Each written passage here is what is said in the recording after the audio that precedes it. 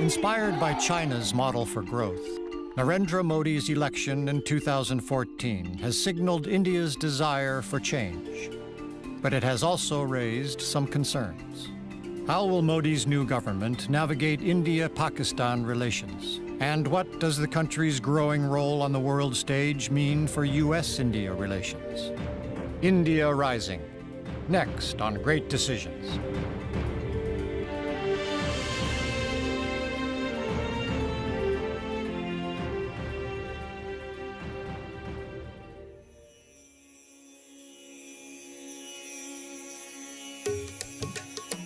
India proudly refers to itself as the world's largest democracy. I can't think of any Indian who wouldn't be proud of their democracy. We wouldn't swap it for an alternative way of governance. President Clinton was the first U.S. president to really take a look at India and say, you know what? This country's rise is in our interest. It's a great democracy. Our companies can work well together. What can we do to cement our ties with this growing democracy? India outperforms China in democracy terms. Indians have just conducted the largest election in human history. 500 million people voted a government into office in a clear and decisive way. China doesn't do that. A British colony until 1947, it was the Congress Party led by independence leader Mahatma Gandhi that has dominated India's political landscape. It's an elite group of people, the Gandhi Nehrus, and all the people around them, English-speaking, educated abroad, with a very cosmopolitan attitude toward the world. The Nehru-Gandhi dynasty has governed India virtually all of the years since its creation as a modern state. The first Prime Minister of India, the founding father, Jawaharlal Nehru, was the founder of this dynasty and the founder, really, of modern India. His daughter, Indira Gandhi, she was the figure who made India a nuclear state, led India through its decisive victory in 1971 with Pakistan. She was assassinated in 1984, and her son, Rajiv Gandhi, was the third member of this dynasty. He too was assassinated in the early 1990s by Sri Lankan rebels. But as the Congress Party would learn, dynastic popularity does not always translate into sound governance. For decades, India's socialist economy left it closed off to the rest of the world, lacking the economic growth to correspond to its tremendous human potential. India came into independence deeply suspicious, having been subject to an imperial power, Britain, of having foreigners own the country. It was protectionist, it was socialist, it was growing at between 1% and 3% when the rest of Asia was speeding along at 2 or 3 times that number. We had practically no foreign products available. International travel was rare. It wasn't a closed society, but it was a closed economy. Only after India received a bailout from the international community did it start to reform. In the early 1990s, India's balance of payment was on the verge of exploding.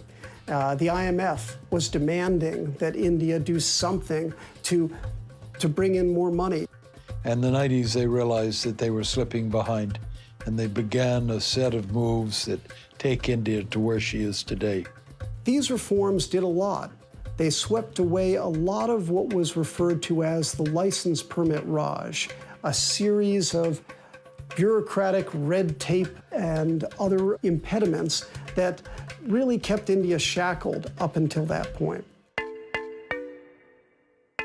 India's economy began to boom, nearly quadrupling in size over the next 20 years.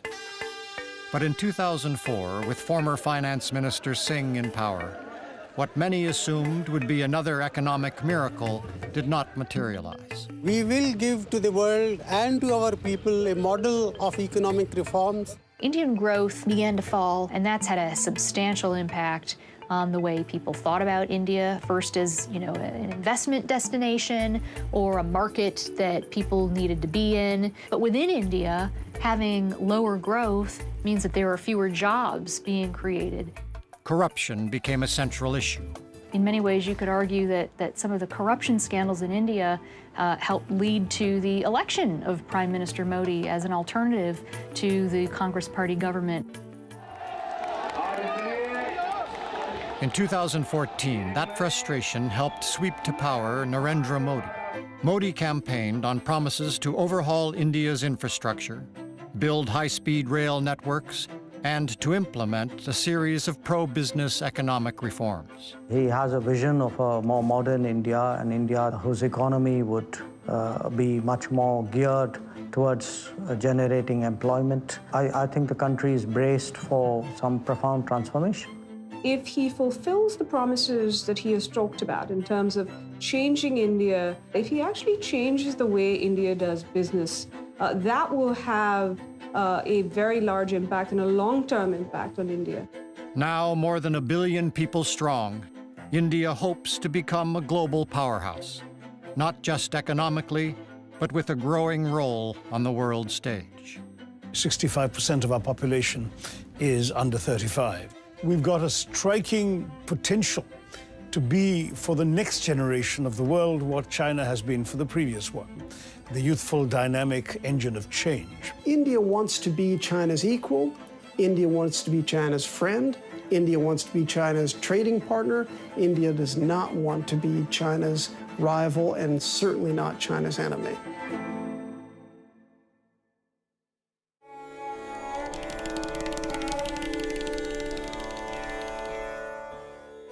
It's often said that there are two Indias, astounding poverty in the shadow of wealth and growth.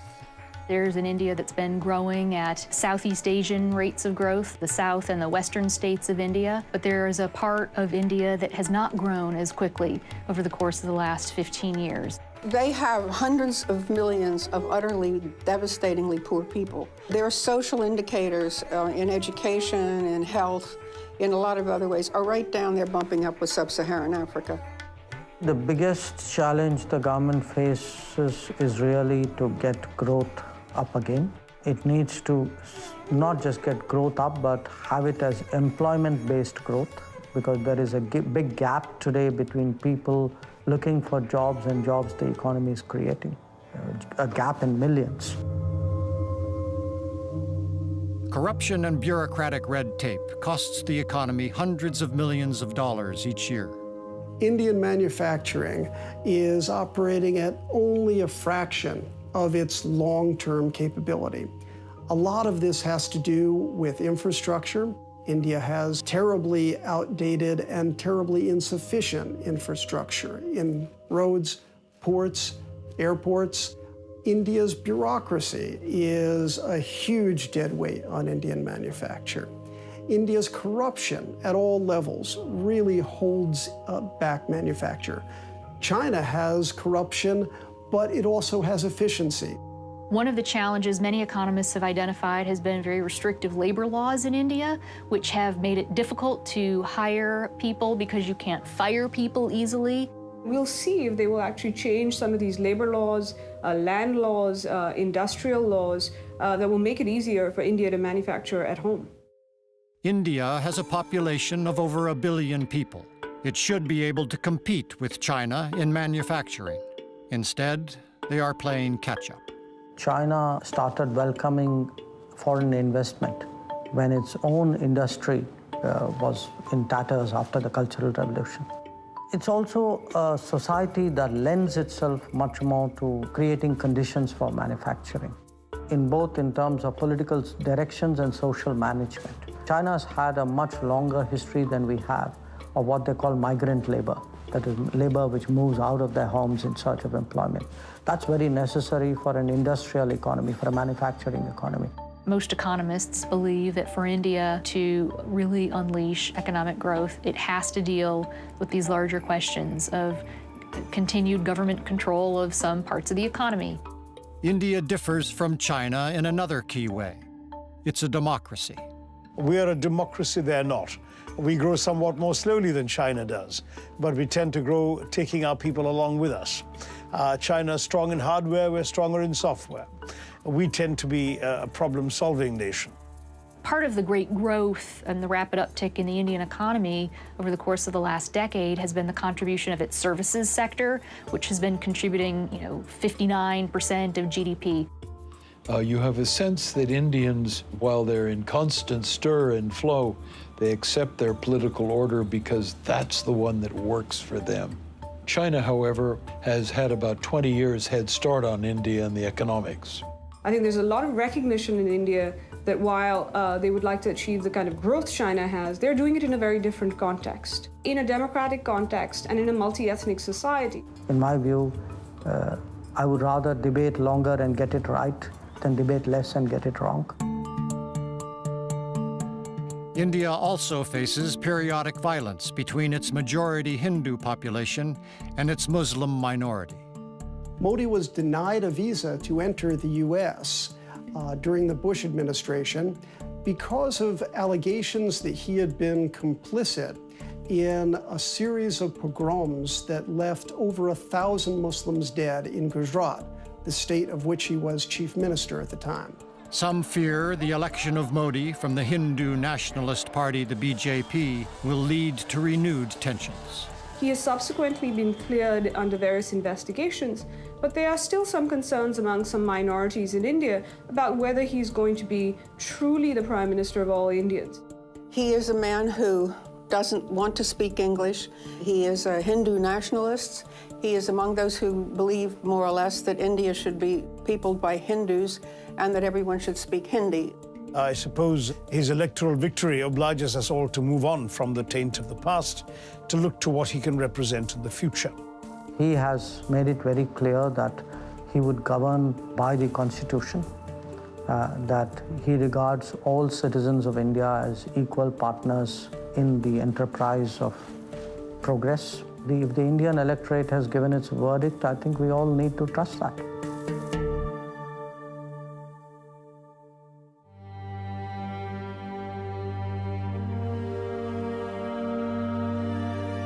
Perhaps nowhere does India face a greater challenge than in its relationship with Pakistan. India is forever concerned about the insecure border with Pakistan. India is so far and away more powerful than Pakistan, but it still is concerned that this country is a potential source of a lot of trouble for India. If they have any idea of taking a chunk of my territory in East Pakistan, let me warn you, and I warn the world, that this will mean war.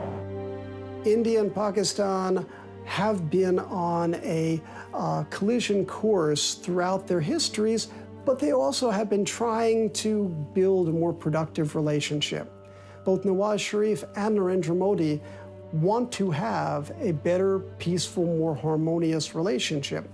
But Modi has a reputation for being a pretty hardline actor in regard to Pakistan. The two nations have been fierce rivals since the end of British rule brought them into being.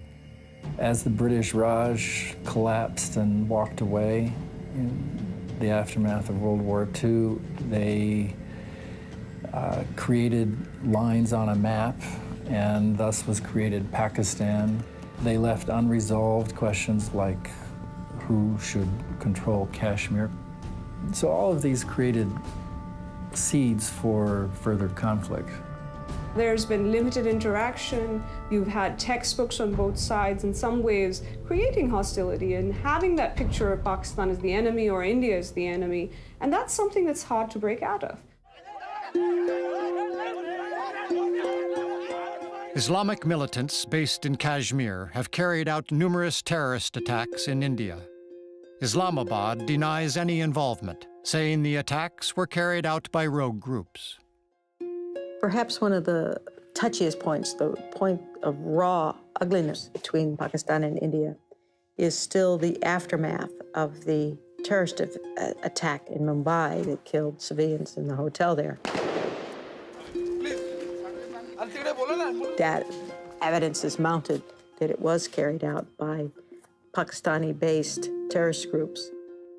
And the perpetrators were Lashkar-e-Taiba, a group based in Pakistan and historically tied to Pakistan's intelligence agency. We have to find a way of living with each other as neighbors without recourse to actions like terrorism.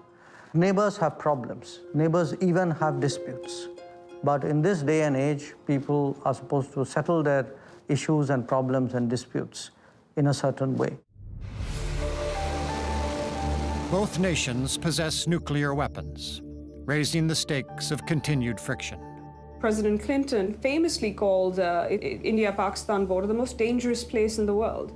These are two countries that have the power to destroy each other many, many times over, and have not yet reached a full understanding of the mechanisms to prevent a crisis from spiraling into Armageddon.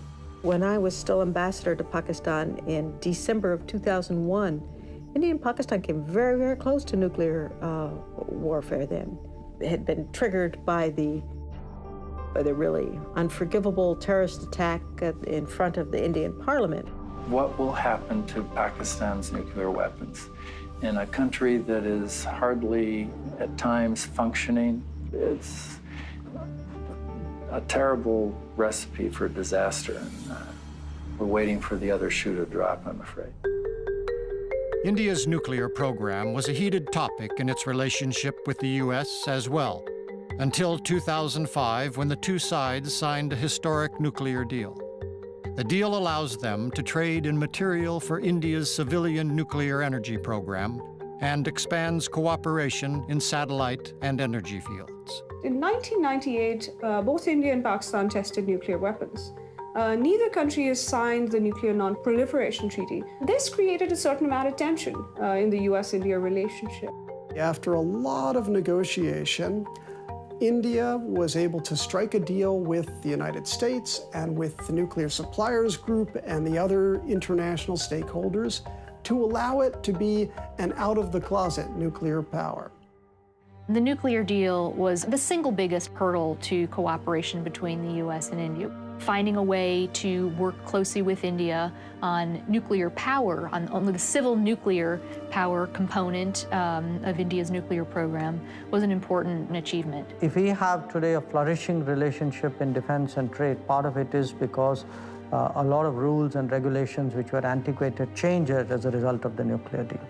This has angered some because it reverses years of international nuclear non-proliferation efforts aimed at preventing so-called rogue nations such as North Korea and Iran from acquiring nuclear weapons.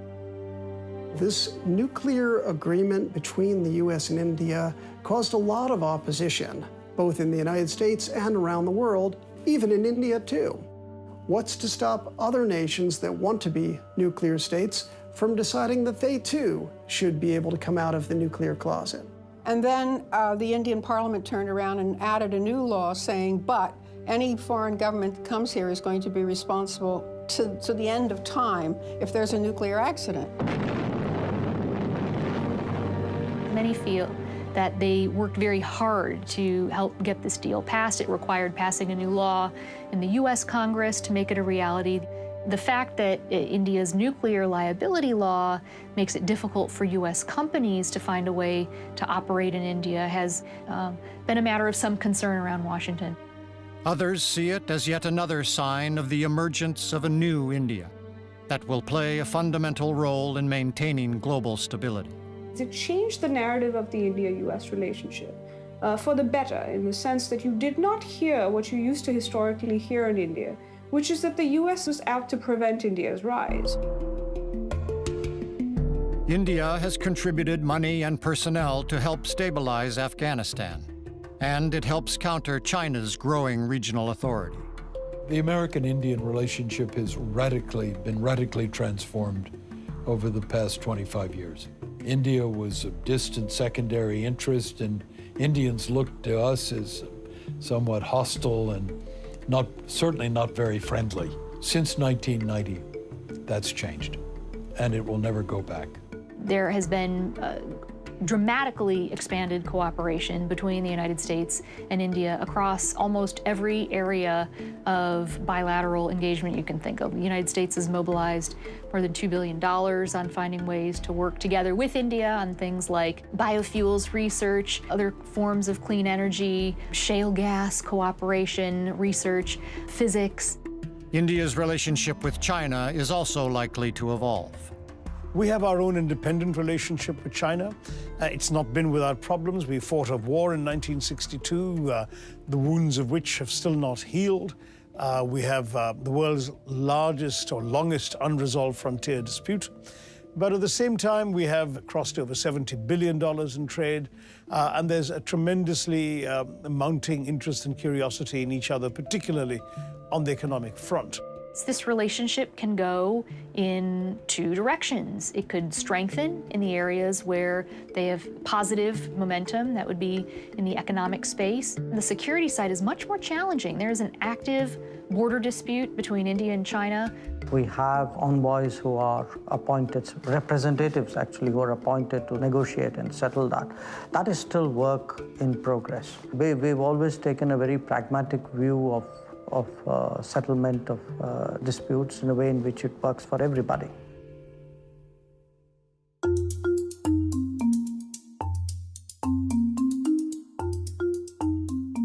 The U.S. and India frequently draw upon their shared love of democracy. The relationship looks set to continue. The shared interests between the U.S. and India are far stronger and far more important than the differences between the two countries. Here we have two nations that really benefit from stability in Asia and in the world order. For India, we represent a market, technology, capital, and a sense of security in a troubled Asia. We need a strong India to be the balance in the Asian equation. We have Japan and Korea in the north. We need India to anchor the south. I think the key issues that matter to India, reviving economic growth, modernizing the economy, particularly the infrastructure, getting a favorable external environment, making sure the homeland is more secure. I think the United States can be a key partner on all these concerns. The U.S. clearly is moving to a phase of its international relations where it needs stronger friends, countries with which it has convergences of interest. President Obama invited Prime Minister Modi to Washington shortly after his election to strengthen ties between the countries and to avoid jeopardizing trade relations. India is going to clearly be one of the world's great economic players. Will it be as large, the economy as large as China's? No, but it'll be up there. And it will be one of the top 3 or 4 most important economies and markets for Americans, goods and services, for years and years to come. Trade between the U.S. and India now reaches almost $100 billion a year, a 400% increase since 2000. India is also a growing market for American defense manufacturers. Defense trade was almost zero about a decade ago and has now surpassed something like $9 billion. The U.S. is already among the largest defense suppliers to India, if not the largest. We have today 3 U.S. aircraft in our inventory. We have a number of systems in all services. We have a U.S. vessel in our Navy. This is an area where we've seen some pretty robust activity. India wants to play a greater international role with a permanent seat on the UN Security Council. India has for years been focused on seeking a permanent seat, and that's something that the United States endorsed. India is definitely interested in doing more globally there. What we have seen from India's history is that it is supportive of global institutions, of norms, of rules, and of law and order in general, and people respecting them. What they would like is more of a say in how those norms and institutions function. The fact that the second largest country in the world is not on the Security Council permanently is an anomaly. I think if you look at the history of India, you look at the support base that we have internationally, a lot of countries trust our judgment. It all adds up to an India that's demanding and getting a larger role in global affairs. With New Delhi sharing much of Washington's vision for the future, the two powers will likely be increasingly important partners for years to come. Great Decisions is produced by the Foreign Policy Association in association with Thomson Reuters. Funding for Great Decisions is provided by PricewaterhouseCoopers, LLP.